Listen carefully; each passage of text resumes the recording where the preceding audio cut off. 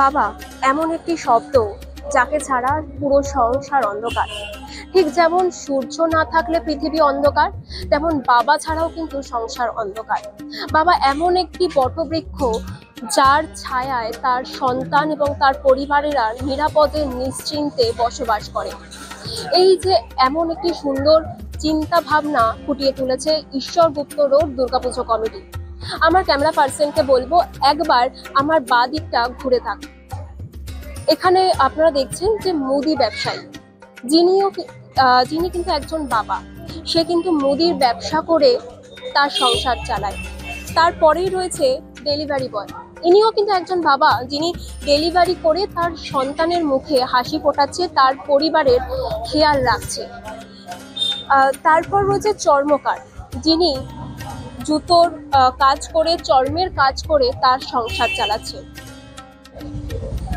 আর আমার ডান দিকে একবার আমার ক্যামেরা পার্সনকে বলবো একবার দৃশ্যটি পুরো প্যান্ডেলটা ঘুরে দেখানোর জন্য। আমার ডান পাশে রয়েছে রাজমিস্ত্রি, যিনি আমাদের আমরা যেখানে বসবাস করি সেই বাসস্থান তৈরি করে তার সংসারে চালাচ্ছে, তার সন্তানদেরকে তিনি বড় করছে এবং সংসারকে সুন্দরভাবে চালাচ্ছে।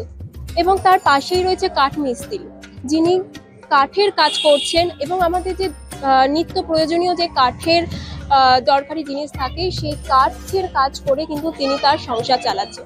তাহলে অর্থাৎ এক কথায় বলাই যেতে পারে যে বাবা ছাড়া কিন্তু আমাদের পুরো গোটা সংসারটা অন্ধকার।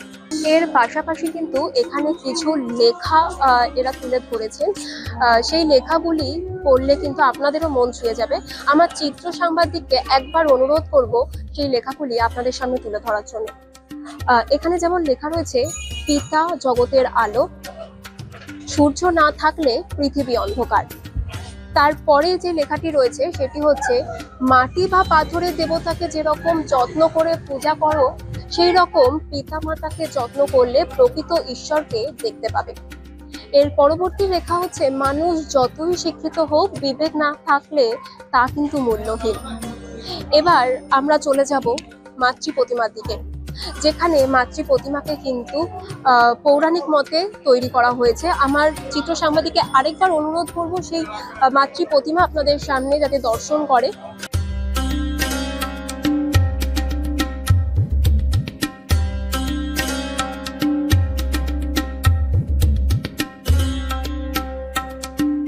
এর পাশাপাশি আমার চিত্র সাংবাদিককে বলবো একবার এই পুরো গোটা মণ্ডপটি একবার আপনাদের সামনে যাতে তুলে ধরে।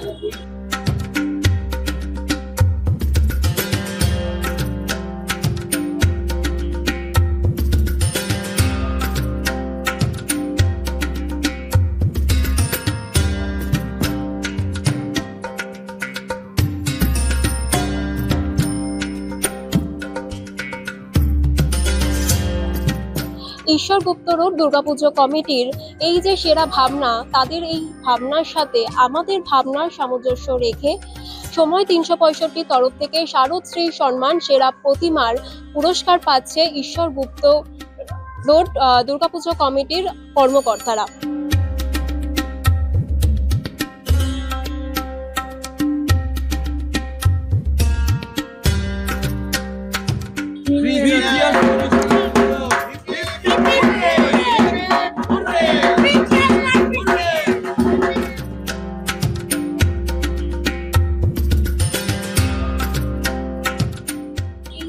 আপনাদের যে এবছর থিমের পুজো হচ্ছে, প্রতি বছরই কি আপনাদের থিমের পুজো হয়?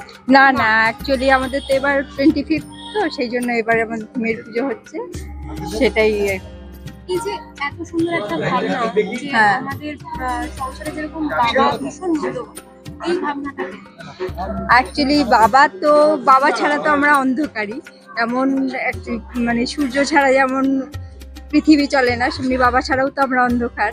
সেই জন্য বাবাকেই আমরা প্রাধান্য দিয়েছি, যদিও মারও সেম ইম্পর্টেন্স আছে, তাও বাবাকে রাখা। আচ্ছা, এই যে থিমের সাথে সামঞ্জস্য রেখে দেখছি যে এখানে মাকে পৌরাণিক মতে গঠন করা হয়েছে। এই ভাবনাটা কেন?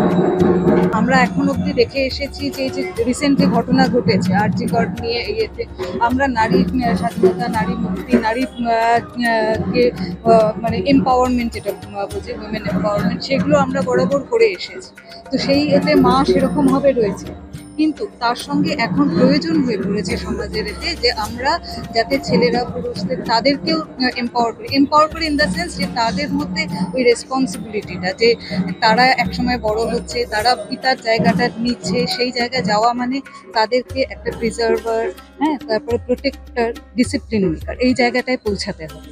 সেই জিনিসটা আমরা চাইছি এখন থেকে, মানে সমাজের মধ্যে বা আমাদের যে সন্তান রয়েছে, ছেলেরা যারা রয়েছে, তারা যাতে জিনিসটাকে বুঝতে পারে, বুঝে বড় হয়। তার জন্যেই আমাদের টিমের মধ্যে আমরা বাবাদেরকে ইম্পর্টেন্স দিয়েছি। বাবার রোলটা, উনি যে আমাদের রোল মডেল হিসেবে উনি কি কি সিম্বলাইজ করছে সেই জিনিসটাকে আমরা রেখে করেছি। কিন্তু তাই বলে মাকে আমরা কখনো মানে করতে পারি না, মাকে মায়ের মতন করতে যাই, ওই জন্যে মা ওরকম সাবেকিয়ানা, অথচ মানে আমাদের থিমটা বাবার আচ্ছা, এই যে 25 বছর পর আপনাদের এই থিমের পুজো এবং সেই সেরা ভাবনা, মানে সেরা ভাবনার জন্য সেরা ভাবনার যে পুরস্কার পাচ্ছেন, কেমন লাগছে? দারুণ, ভীষণ ভালো, ভীষণ ভালো লাগছে। হ্যাঁ, এই পরিস্থিতি দারুণ লাগছে, দারুণ। এরকম যেন বছর বছর হয়, আর আপনারা সবাই বছর বছর আসবেন আর আমাদের পুরস্কৃত করবেন, এটাই কাম্য।